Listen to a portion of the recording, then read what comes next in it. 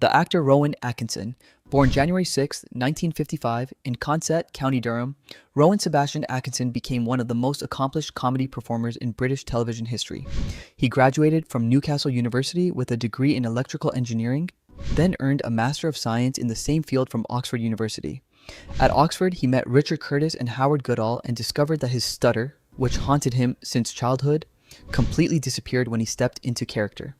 In 1979, he debuted on BBC's Not the 9 O'Clock News, winning a BAFTA award in the process. He then co-wrote and starred in Blackadder across 4 distinct historical series, performing 24 episodes of razor-sharp verbal wit.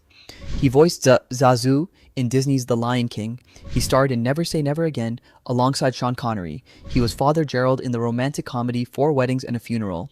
He created Johnny English, a character so profitable it spawned 3 blockbuster films.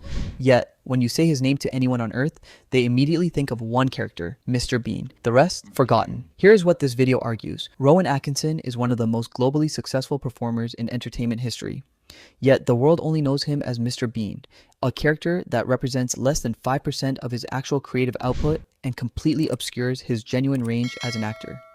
He proved across 4 decades that he could do verbal comedy, physical comedy, dramatic roles, and character work.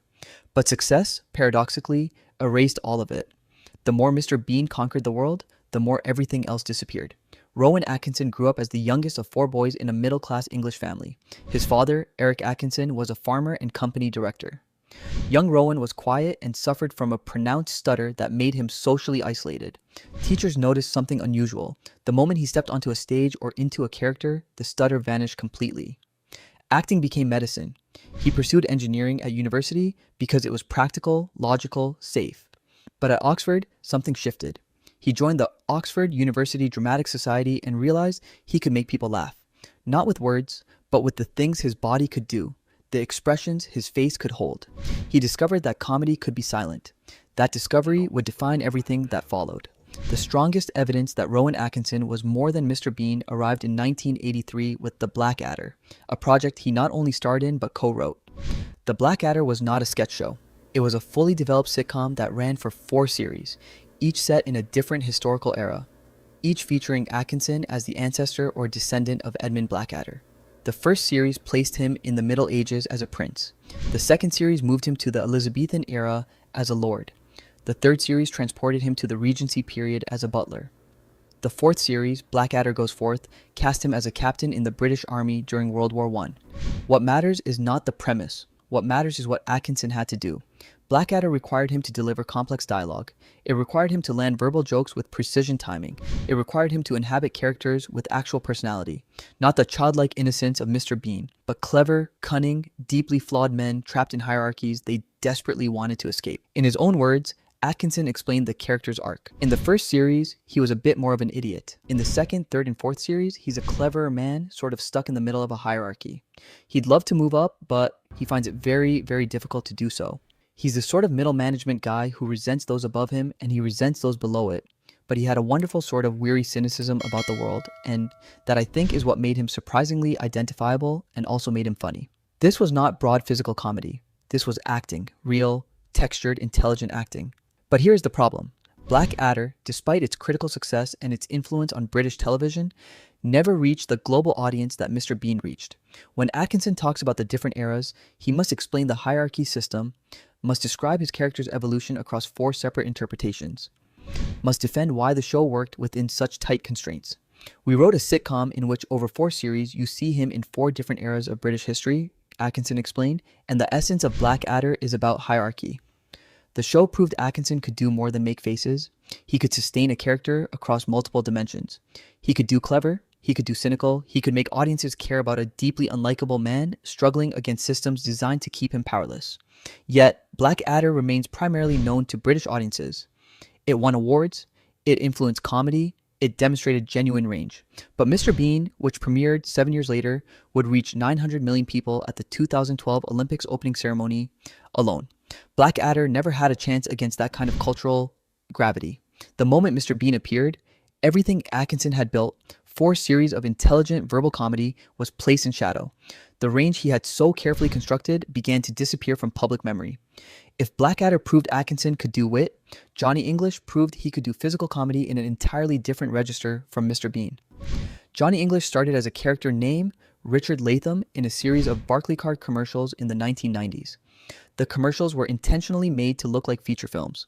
They worked so well that Atkinson and his team made a simple decision. Why not just make an actual feature film? The character they created was fundamentally different from Mr. Bean. Johnny English was a British spy who was not as good as he thought he was. His ambition always exceeded his actual skill. As Atkinson described it, the joke is in that discrepancy between reality and ambition. This required a different kind of physical performance. Bean is childlike, innocent, oblivious. English is confident, overreaching, delusional, a man who genuinely believes he is capable of feats he has no business attempting.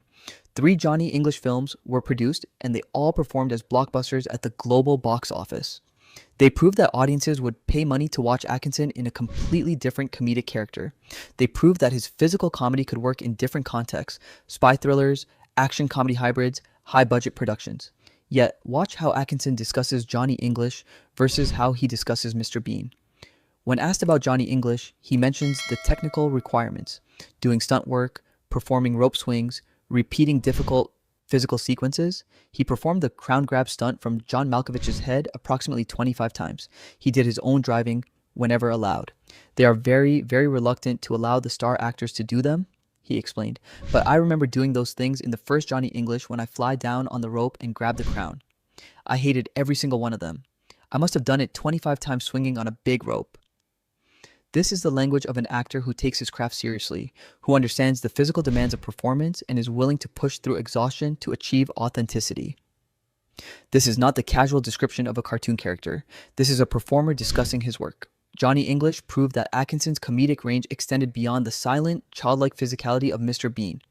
He could do confident characters. He could do ambitious, flawed men. He could work with ensemble casts and maintain comedic timing against dialogue-heavy scripts. 3 feature films. Global box office success, franchise potential, critical recognition. And yet, when the world thinks of Rowan Atkinson, they do not think of Johnny English. They think of a man with wide eyes, a tight suit, and a Mini Cooper. Johnny English required intelligence, ambition, skill. Mr. Bean required only blank-faced confusion. The simpler character won. It always does. But the deepest evidence comes from Atkinson's own description of how he actually creates Mr. Bean, and why the character, despite its appearance of simplicity, required something entirely different from his other work. On January 1st, 1990, Mr. Bean premiered on British television. It consisted of only 15 main episodes broadcast between 1990 and 1995. The character was silent. The comedy was visual, yet it became a global phenomenon, so complete that it spawned 2 feature films, an animated series running for 5 seasons with over 130 episodes, and a performance at the 2012 London Olympics opening ceremony viewed by over 900 million people. The character was, as Atkinson described it, a child in a grown man's body, and he described playing the character in a way that reveals the actual difficulty of the performance. I probably enjoyed playing Mr. Bean the most because he's a character who's furthest away from my own character. As a person, I don't like him at all. I think he's very odd and pretty weird and not very nice. This is the key statement. Atkinson does not like Mr. Bean. The character is nothing like him, yet he has spent the last 34 years playing him, perfecting him, letting him consume his global identity. The physical demands were extraordinary. He describes the making of Mr. Bean's holiday, where Bean cycles through the south of France. I had to put in a tremendous amount of effort, and once we'd done a couple of takes of that, I was absolutely dead because I'm not a cyclist. I'm not fit. I'm not an athlete. They cycled very slowly to make sure that I overtook them. Very, very hard. I remember thinking that I'd nearly killed myself with the exhaustion. In that moment, absolutely exhausted, pushing his body to its limits for a comedic sequence, Atkinson understood something fundamental about performance. It could be silent, it could be childlike, it could appear effortless, and it could still demand everything from you physically. But there is one more detail that reveals the actual sophistication of his work. When describing how Mr. Bean interacts with objects, a bee crawling across a worktop, for example, Atkinson explained, "It was just down to me to imagine a bee and to be able to mime the situation well enough to make it look convincing. If the bee is close, you look like that, and the bee is further away, you look like that."